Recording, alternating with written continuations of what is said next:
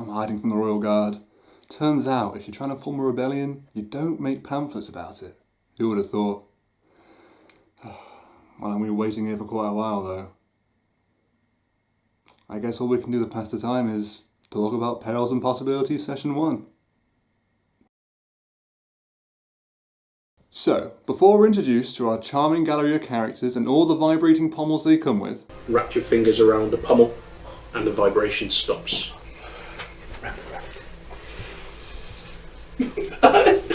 we are first introduced to the Realm Asunder and two wars. The War of Wrath and the Great War. Well, what are these wars? Well, listen up, because they're very different. The War of Wrath is largely a war between gods. On one side you have the seven gods, and on the other you have the Veiled God. This battle raged on for some time, but almost ended when the Veiled God sealed the seven gods away so they could no longer oppose him. In a fit of desperation, the seven gods imbued an elf with all their power and made him their champion. This elf would eventually come to defeat the Veiled God and then form the Elven Empire. Sounds good, right? Well, he'd eventually be worn down by these powers and become the Dark Lord. You know, because he was so nice. Got all that? Good, because we have another. The Great War started when all the races banded together against the Dark Lord, because he was becoming such a cruel leader and, you know, a bit of a cock.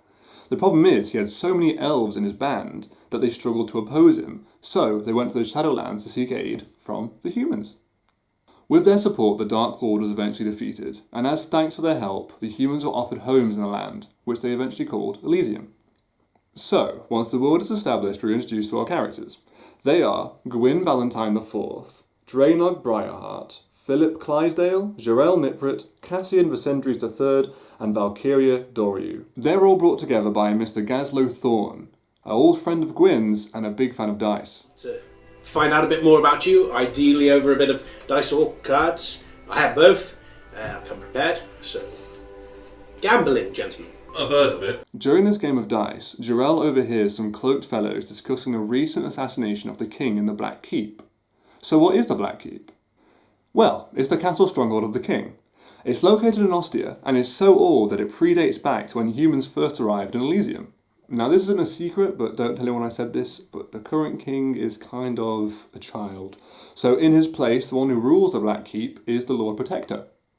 Now back to the campaign, the group decide to call it a night, and they go to their rooms very kindly paid for by Gaslow.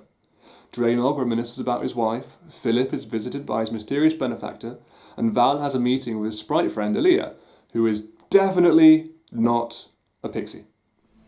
I'm so covering you in shit one of these Please nights. don't do that again. It really was not a fun first. Again? Here we discover that Jarell and Val are looking for a man called the Dragonfly, but all this is interrupted when they hear crashing from down the hall. The group go to investigate, and they find that Gaslow is being kidnapped by two men in wooden owl masks. A fight ensues and some spells are used. So before we talk about magic, let's first talk about the Schola Arcanum. The Schola Arcanum is both a magic police force and a magic training organisation. With the backing of the royal family, the Schola Arcanum will visit children and test them for magic abilities. If they test positive, the parents are given a choice. Take them to the Schola Arcanum, or have them undergo the dulling. Now what is the dulling? I hear it's not very nice. So how is magic treated? Well, the differences in magic is quite hard for the common folk to differentiate, so if you're a cleric, wizard or warlock, you'll all be treated the same way. Magic is weird, scary and illegal. So, whether you'll be treated differently depends on if you're part of the Schola Arcanum. So back to the campaign. After eviscerating the Owlmen, Will is just going to cut directly through the hands, the mask, and then the other hand. they are urged by Gaslow to hide while he explains this mess to the guards. And that is where Session 1 ends. Oh, what the hell, I had the time. Let's talk about Session 2. Now, Session 2 opens up with the group hiding in Gwyn's room. After almost getting caught by a guard and distracting a whole group of them with a magical fog cloud, And then follows him downstairs. Oh god, okay, they're off the corridor. We're still stuck. they flee into the street, where unfortunately they're discovered. Combat ensues, arrows fly, powerful weapons are used. That you fell into. Yeah. Explodes as the round hits it and showers wood. Jarell is badly injured, but they manage to get away, and then they hide in Gaslow's house, where they hear a knock at the door. Now earlier on in the episode, the guards summon an interrogator, but the party never get to see them.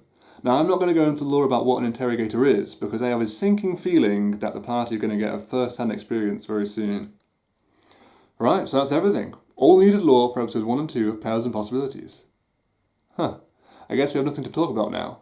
Well, it's not really been me talking, it's more of me talking at you. You're not very good for conversation, no offence. But at the very least, we haven't been caught by the guards yet. I can wait here for another week until the next session comes out. I mean, it's not like I'm going anywhere. Hey, I think I just heard something. Yeah, I heard that too. I think it's in here. Fucking hell.